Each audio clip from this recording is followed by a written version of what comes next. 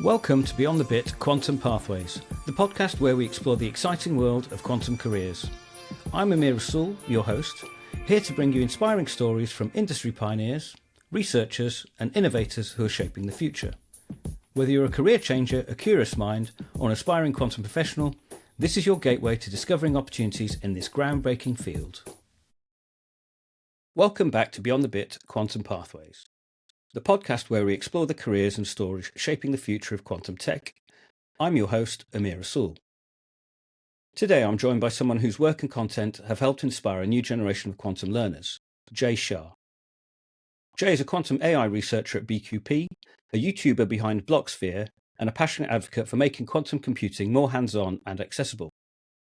We originally met nearly a year ago when I was a guest on his podcast, and I'm thrilled to return the favour and dive into his journey. We'll hear about him getting hooked on quantum at 16 to leading cutting-edge work in physics-informed machine learning. Whether you're just getting into quantum or are already deep in the field, Jay's story is packed with insights you won't want to miss. So let's get into it. Hi, Jay. Welcome to the show. Yeah, thanks a lot for inviting me on the show. Well, no, absolute pleasure. Funnily enough, I kind of got into podcasting through meeting you. You were my second ever podcast and had such a great conversation. I thought it's only fair to reciprocate and get my network knowing about Jay Shah. Yeah, and it's been a while, you're right? So, I had you on my podcast. Now I'm on your podcast. So it's great. Exactly. I Yeah, think that was nearly a year ago. But almost there a we year go. ago. Yeah. Yeah, almost a year ago.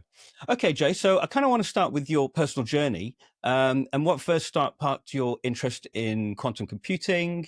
Was there a specific moment or influence that really pulled you in?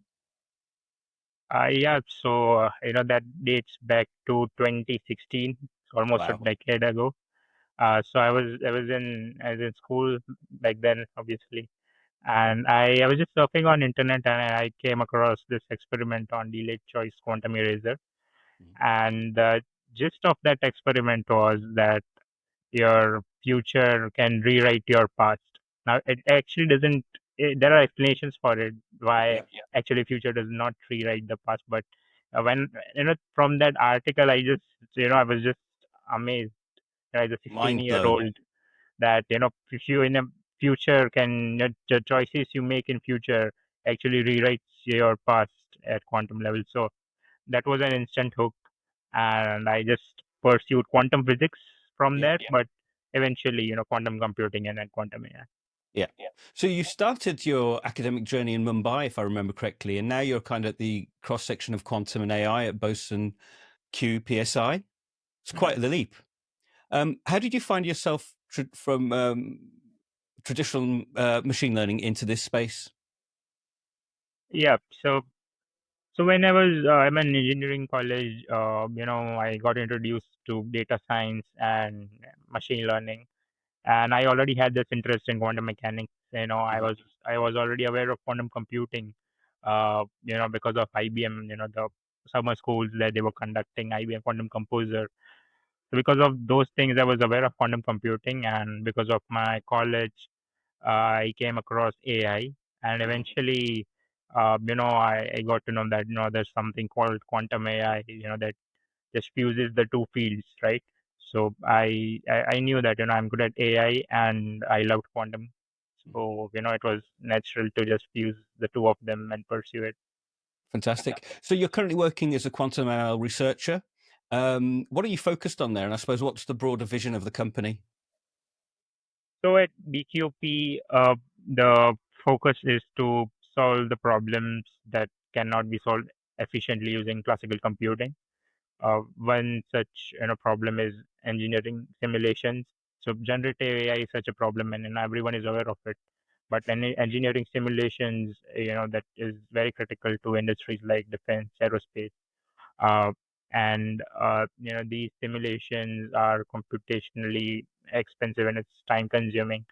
And obviously, quantum computing is something that promises efficient computation, Sure. right? So specifically about me, what do I do at BQP is that I lead all the efforts that fall under quantum AI. So Mhm. that's my work, and specifically, if you ask me, it's I'm more focused on physics-informed machine learning. Right, right. Is there any projects that you can talk about, or is it all kind of hush hush right now? Yeah, so I can talk about one of the papers that we published last year that was focused on that was titled "Quantum Assisted Physics Informed Neural Networks for Computational Fluid Dynamics." Yep. And that was basically a paper where we showed that our approach, quantum assisted pin approach, reduced the weights inside a classical neural network and made it lighter and without any much significant trade-off in accuracy. And we've obviously, this was last year, and we've done a lot of follow-up work. And so this year in March, we were at APS conference where we partnered with Georgia Tech, a group from Georgia Tech, and we solved ice accretion problem using again the same quantum assisted pin approach. And again, it showed that it was performing almost at par with the classical neural network with very comparatively much less number of weights. So, and again, there is a lot of work that has been done that will also Yeah, come out soon. yeah. So obviously, for those of us who aren't in the weeds every day, what kind of problems are a good fit for these quantum approaches? Uh, there are some key properties of quantum computing. So I see a lot of people who just, plug in quantum into everything, without giving a lot of thought on why they are doing it. Yeah, So quantum, there are few things that quantum promises. One is obviously, as I mentioned, efficient computation. Second is, something that is inherent to quantum is probability distribution, right? So there are such these key elements, that you can look out for in your particular problem, right? So for example, in engineering simulations, what we need is efficient simulation, faster simulations, and quantum computing promises that. So that's the reason. So why we are looking into quantum computing. okay, fantastic. And you've kind of made this kind of a bit of your mission, really. So obviously, you're building a community around quantum as well, obviously through the research. But you've also got a YouTube channel and a podcast. I suppose what made you decide to start creating content, and how has that evolved over the time? Uh, so it started in 2021. In 2021, I started my YouTube channel, and the reason was that even I was, I was in college. I was just, getting started with quantum computing. I just attended summer school from IBM, and I created a project, quantum glasses, and it was a great project. And I just saw that, there was very less content available online that was hands-on, right? Yeah, Most of the quantum computing content that was available online was just all theory. So I created a quantum software, and I thought, it should be out there for people, yeah, to inspire them, and as a reference of how you can practically do something in quantum computing. So that was the reason I started my YouTube channel, and then once I started it, there was no stopping. fantastic. So quantum glasses, it's a tool that's been ended up adopted by IBM, I believe. Yeah, so the quantum glasses was accepted by IBM as a member of IBM Qiskit ecosystem. So Yeah, it's just so because the quantum glasses is built using Qiskit, IBM Qiskit, yeah, and so it was accepted in the ecosystem as a good project. yeah. And how does it feel seeing something like that gain traction in the community?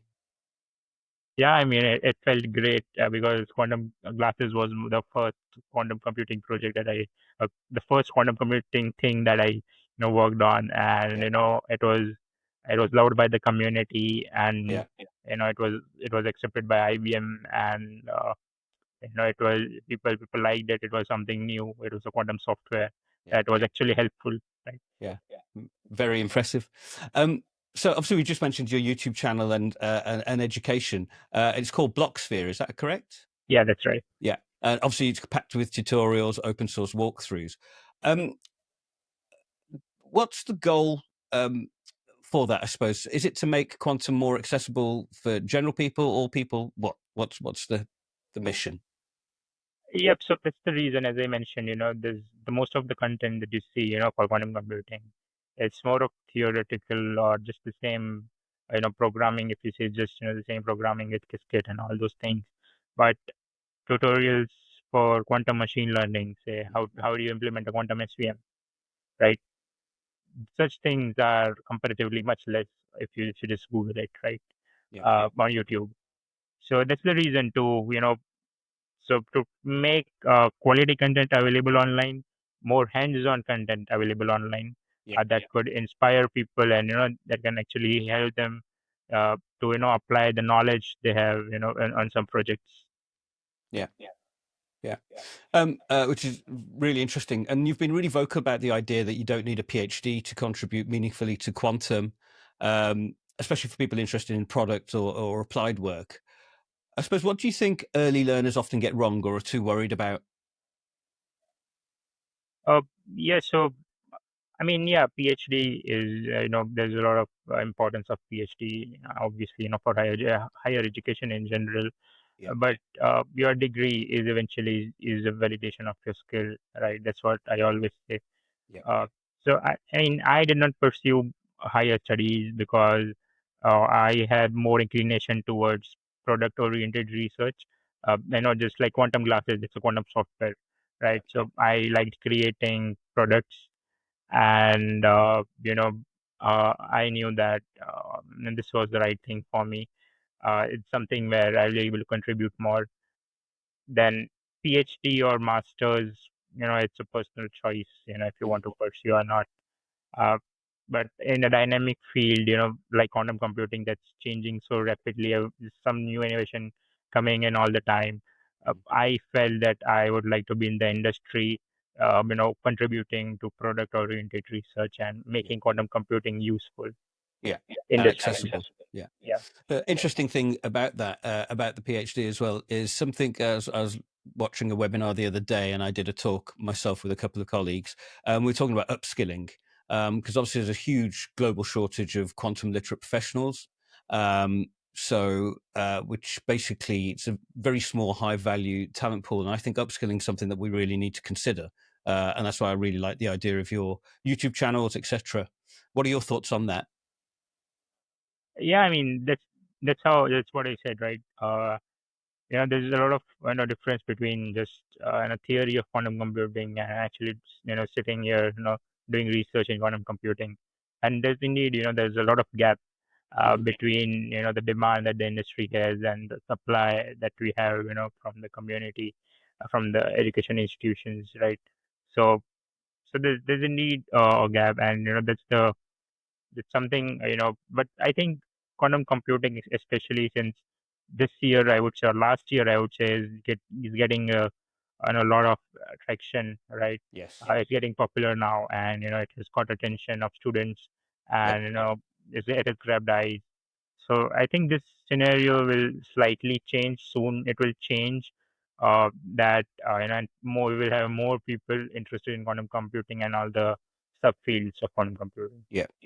How do you think companies and governments can go about making it more interesting, making it more accessible? Because I think people like you and I'm obviously coming from a recruitment perspective, but we're in this system, aren't we? The ecosystem, as they say. So when we're on LinkedIn, my feed is just constantly quantum, quantum, quantum.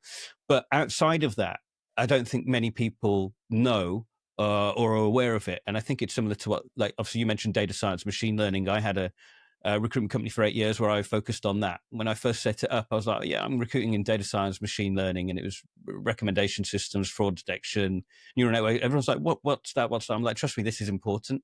And then fast forward 5 years, Gen AI's got a lot to do with it, obviously, of making, oh, that's AI. I'm like, yeah, kind of. Yeah, so how do you think we can spread the message for quantum? Yeah, I mean, if you see, there's a lot of skepticism about quantum computing, just the way it is for, everything that initially just getting started. I think the best way, is when it's just as an individual, you and me can just talk about or just popularize all the great work that has been done by the companies, governments in this sector. Even educational institutions, researchers, professors are into this topic now. But I think it will eventually get much more attraction. If you see recently, Microsoft made their announcement on quantum computing, AWS made Yeah. their announcement, Google announced Willow chip. Because Yeah. of these announcements, there's already, the quantum computing is getting popular. But as soon as we will start having you know industrial applications in quantum computing, and it's not Hmm. that we don't have already. We Yeah. have. So for example, D-Wave is helping customers for problems like scheduling, routing, Yeah. those things. But less people are just aware about it, right? So you and me, hosting these podcasts, are Mhm. making people more aware that quantum computing is already here. Yeah. Yeah. So interestingly, I also know that you're planning a Udemy course soon. And that's all about expanding knowledge, like you've just said. What kind of content do you think is missing in the current learning space? What's the Udemy course going to be about, and who's it for? Yeah, so the way I just said, right? So I don't want things to be too theoretical. And if you go through my YouTube channel, Blogspear, you will see that the content I make is more focused on a visual experience, right? So I try to help you learn visually, and again, that would be the key element in the Udemy course. So one of the, I think, a very popular video on my YouTube channel is animated quantum neural networks video that has over 30K Yeah. views or so. uh, and if you see, that is an animated video that explains quantum neural networks. Yeah. So in the Udemy course, it will be a similar effort to explain things visually Yeah. and make it more easy to understand. Fantastic. So let's get this straight. So far you're working as Quantum ML boson. You've got a YouTube channel. You're preparing a Udemy course. You've also got a podcast, and you've had people like Dr. Robert Souter on there. Where do you find the time? Yeah, I mean, it's not. I mean, you have to manage time efficiently for that, and then it happens. If you just feel that this is important, and I just Yeah. I just need to do it. You somehow Yeah. manage to find time for it. Fantastic. I mean, I'm super impressed. That's why I wanted to get you on here to just get your name out there, and so people can find access to these things. Like I mentioned, you've had some big names on your podcast, like Dr. Robert Souter. What's been one of your favorite conversations so far, other than the one with me? And what surprised you the most? What surprised me the most, I would say, you know, so I hosted Dr. Robert Suter, and I hosted other professional as well. Like one of them was Dr. Elvaket Subramaniam. He's IBM Quantum Media leader, Yeah. and I just asked them the same question of how students should approach quantum computing. Dr. Robert Suter said, I mean, not just students, but startups, quantum companies, Sure. all of them. And Dr. Robert Suter said that, right now this focus is more on hardware, So be that hardware guy who can, right now Yeah. help in making quantum computing modular and more accessible and get it to the industry. Yeah. On the other hand, Dr. L. Venkat Subramaniam said there are already people, companies working, PhDs working on that side, right, on hardware. So you can work on algorithms, and whenever the hardware is ready, you have the best algorithm, you take the advantage. So, True. True. From a so, recruitment so perspective, yeah. yeah, two I've different kind. perspectives on the same thing by two Yeah. amazing experts. So this Yeah. was something that both were right, sort of, and Yeah. these are some things that you when you do these conversations with Yeah. people such experts, these opinions come up, and they Yeah. just make you think.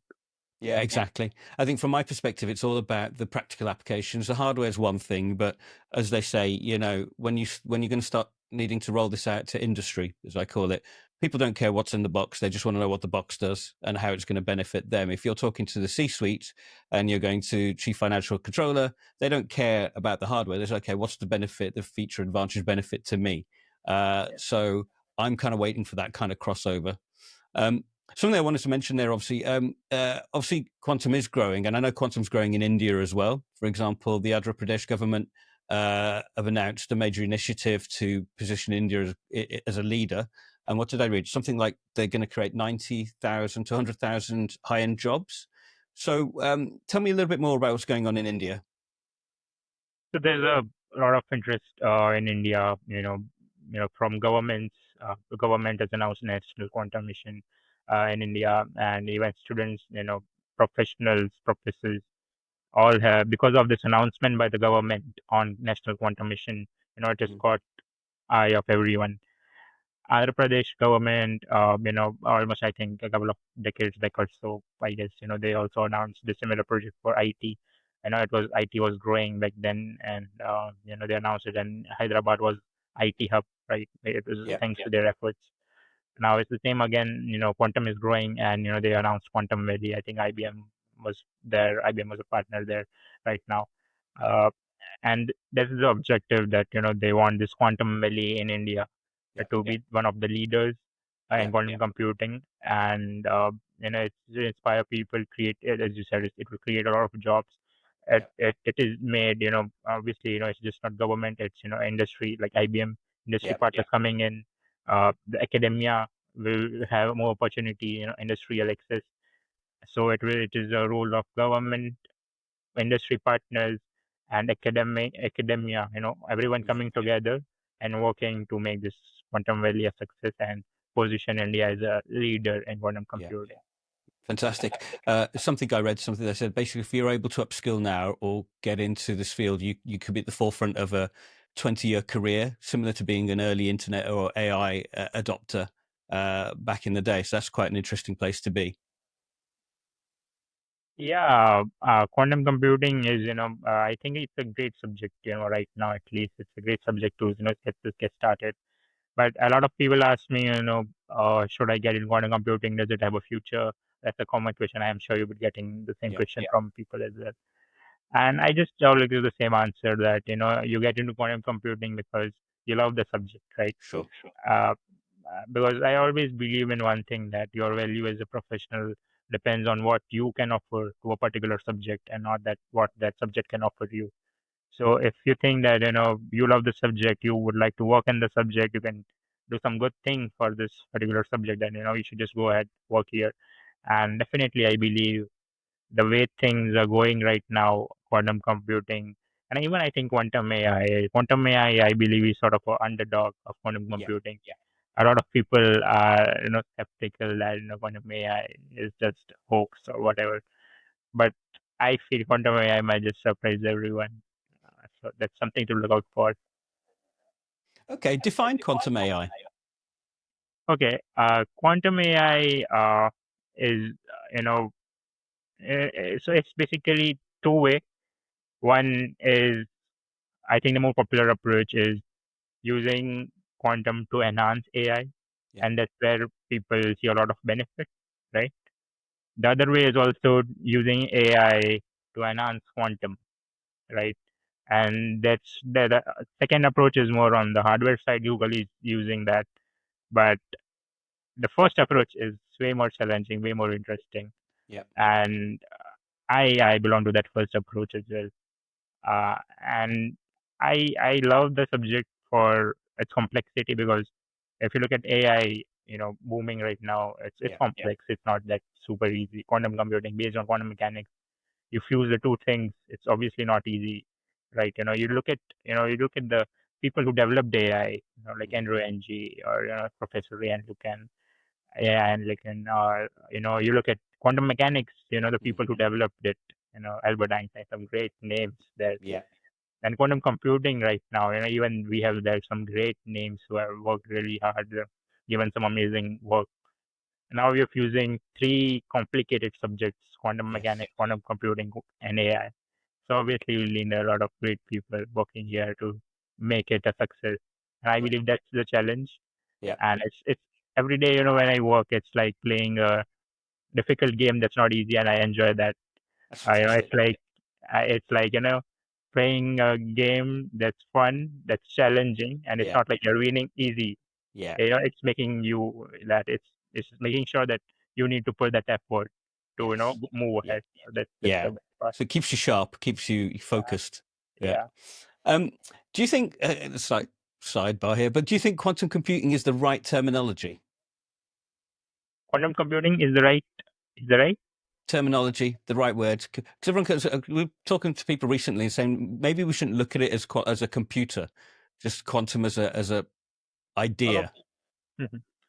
Yeah, I mean, there's two parts to it. Yeah. One is, when I say quantum computing, just people picture a quantum computer, which is like the dilution fridge. Actually, they don't know the QPU part itself, right? Yeah. But quantum computing is more than just a quantum computer, I would say. So quantum computing in itself, is a theory, a branch that stems out of quantum mechanics. So Yeah. we have quantum inspired algorithms, right, that directly work on GPUs. You don't really need a quantum computer for them, Yeah. but it is inspired from the theory of quantum computing, and it Yeah. finds advantage from that theory of quantum computing. So quantum computing is way more than just a quantum computer, and I Yeah. think that's what something that people miss out. Yeah. Uh, right? So quantum computing, I don't think terminology is wrong, because it all comes, quantum computing started from Richard Feynman's lecture on simulation of physics, where Yeah. he popularized the idea of using a quantum mechanical system for computation. Because I mean, he said that if you want to simulate nature, then nature is quantum mechanical, right? Yeah. So you need a quantum mechanical system to, if you want to simulate nature. Yeah. And that idea is what sparked this thought of using a quantum mechanical system for computation. So Mm. quantum for computation, quantum computing. Okay. Interesting. It is. I'm learning every day, which is great. When you look ahead, what's something in quantum that you're sort of suppose dying to explore? There are so many things, but I can only do one thing at a time. So Well, you're doing quite a few things at this moment in time, but yeah.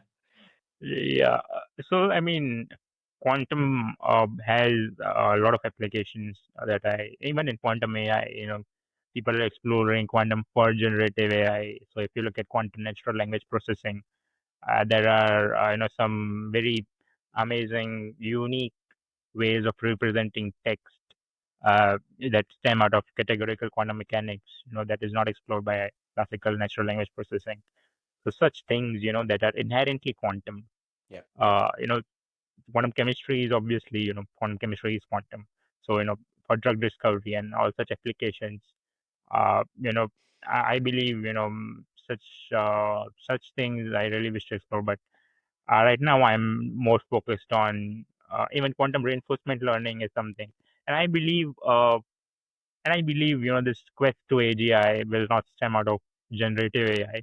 It will come from reinforcement learning, Yeah. and which where OpenAI was previously focused on before this generative AI came in. I actually believe that reinforcement learning is the right path to AGI, and quantum, I believe, will play a very important role with reinforcement learning Yeah. for it. Okay. Fantastic.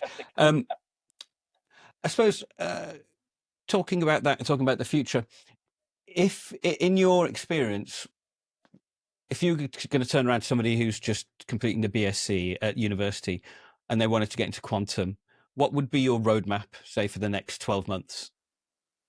Okay. One thing is, I would say quantum computing can take a little time, because people just try to rush through it, and I don't believe it's the right way to do it. Yeah. Uh, I would supposedly say, first, be very specific what exactly you want to approach in quantum computing, because quantum computing is a vast subject, right? Sure. The first part could be, do I want to get into hardware or software? On this, if it's more on the software side, software engineering, quantum machine learning, what exactly you want to do. And no matter what you do, it's important to have a basic understanding of the entire subject. But I would say specifically, how could you approach quantum AI? Well, that's my subject. So in 12 months, if you want to get into quantum AI, I would say first become a good classical AI engineer, right? Yeah. Because quantum AI, takes inspiration from classical AI. It's a big part. Then if once you're good at classical AI, at least you'll be able to kickstart your career right? In classical AI, and then quantum part could take time. Right? But when I say classical AI, it's again a vast subject to learn. But I would say first be good at classical AI, then just even if it's just basics, just focus purely on quantum mechanics. Even it's just basics, nothing much more advanced or anything. Once you're clear with the basics in quantum mechanics, then move ahead to quantum computing, and then get very familiar with the basic concepts, the algorithms, the ideas that exist in quantum computing. Then fuse the two of quantum computing and quantum AI. That's the roadmap I would suggest to anyone who's planning to Fantastic. get into quantum AI. Fantastic. And obviously, apart from the Udemy course and your YouTube channel, where can people find resources for free, effectively? Yeah, sure. So there are, if I talk about online resources, free resources, there's IBM Quantum Learning Platform. It's a great resource, right? Mhm. Uh, Another one that I don't think a lot of people know about is Microsoft Quantum Contrast. It's a a self-paced module created by Microsoft. And it's a great resource. It's a very underrated resource. Yeah. Then for quantum machine learning specifically, I would say Penny demos. They are great. Uh, and then again, we have some great books in quantum computing that, again, each book for, the, and if you were just want to get a gist of the entire subject on quantum computing, I would recommend Quantum Computing and Applied Approach. It's a great book. If you want to get into details, more mathematical and all, I would recommend Dancing with Qubits by Dr. Robert Sutor. So there are many great options now that are slightly slowly becoming available, Yeah. and it's just about choosing the right option for you. Fantastic. And the reason why I say that for free is because I think accessibility is key. Not everybody has the accessibility to go to higher education for whatever reason it may be. And obviously, this podcast is not just going to be focused on India; it's Europe, America, all over. So people will be listening, going, "Okay, I can actually get access to this stuff," which is fantastic. So thank you very much for that. Jay, outside of quantum, what keeps you creatively fueled? Because you do put a lot of yourself into this field. I believe what I love the it's just how I started, right? I did not when I started it was for quantum physics, right? Quantum computing just something just came along later, Mhm. and because I believed again the same thing that I believed I could contribute more to quantum computing rather than quantum physics. That's what I felt because I knew I was better at more of the practical stuff, right? Mhm. So so that's how it started, and it was my dream as a teenager that if Yeah. I could work in quantum one day, Yeah. and as an adult now I'm able to do that. I think Yeah. that's the source of inspiration that I'm able to live my dream. Yeah, fantastic. Well, Jay, we spoke a year ago, like I said, and it's amazing to see how far you've progressed and what you're doing. And I love Blocksphere. I love the fact that you're doing a Udemy course and your podcasts. It's great for the community. And I'm so happy to get you on here again today. Um, I look forward to hopefully speaking again, hopefully maybe not a year's time, maybe a little bit sooner than that. But Jay, look, I know we're running out of time now, so thank you so much for joining me. I hope you've enjoyed this as much as I have, and I look forward to seeing you continue to progress your Udemy course, etc. Yeah, thanks a lot for inviting me. It's always great to speak to people like you. Yeah, it's always great to speak to you, Jay. Fantastic. Thank you very much, and we'll speak again soon. Thanks a lot.